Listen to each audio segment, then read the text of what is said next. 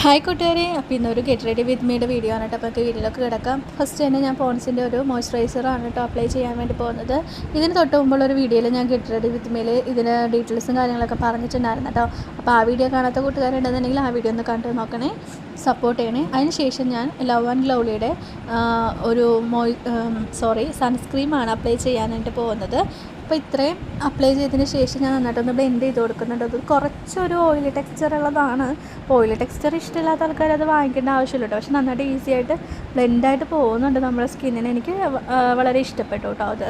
പിന്നെ ഒന്ന് ബ്ലെൻഡായിട്ട് പോയി കഴിഞ്ഞാൽ പോലും ഒരു ഓയിലി ടെക്സ്ചറൊക്കെ ഒന്ന് മാറ്റാൻ വേണ്ടിയിട്ട് ഞാനൊരു കോമ്പാക്ട് പൗഡറും കൂടി ഇതിൻ്റെ ഒപ്പം തന്നെ ഇടുന്നുണ്ട് കേട്ടോ. ഡാസ്ലറിൻ്റെ കോമ്പാക്ട് പൗഡറാണ് ഞാൻ ഇടുന്നത്.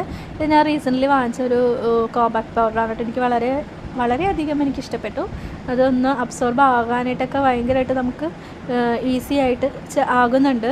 അപ്പോൾ ഇതെല്ലാവരും ഒന്ന് വാങ്ങിച്ച് യൂസ് ചെയ്ത് നോക്കണേ, അത് നല്ലത് തന്നെയാണ് കേട്ടോ. അപ്പോൾ ഇത് രണ്ടും കൂടി ഒന്ന് ഞാൻ എടുത്ത് അപ്ലൈ ചെയ്യുന്നുണ്ട്. അതിന് ശേഷം ഞാൻ ഐലൈനർ ഇട്ട് കൊടുക്കുകയാണ് കേട്ടോ. അപ്പോൾ ഞാനത് അലമാരയുടെ മിററിൽ നോക്കിയിട്ടാണ് ഇട്ട് കൊടുക്കുന്നത്.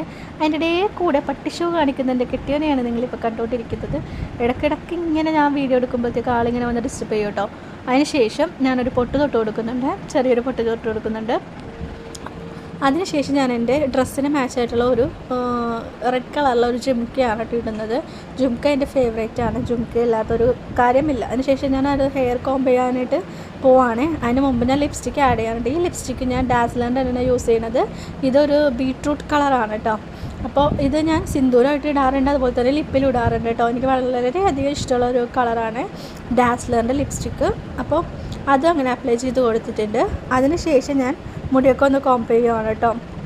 മുടിയൊക്കെ അങ്ങനെ കിട്ടിയിട്ടുണ്ട്, ഫുള്ളാക്കി കിട്ടിയിട്ടില്ല. അതിനിടയ്ക്ക് വാച്ചും കിട്ടിയിട്ടുണ്ട് കേട്ടോ.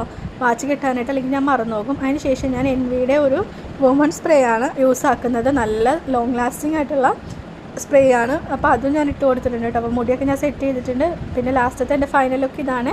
അപ്പോൾ അത്രയേ ഉള്ളൂ. ടാറ്റാ.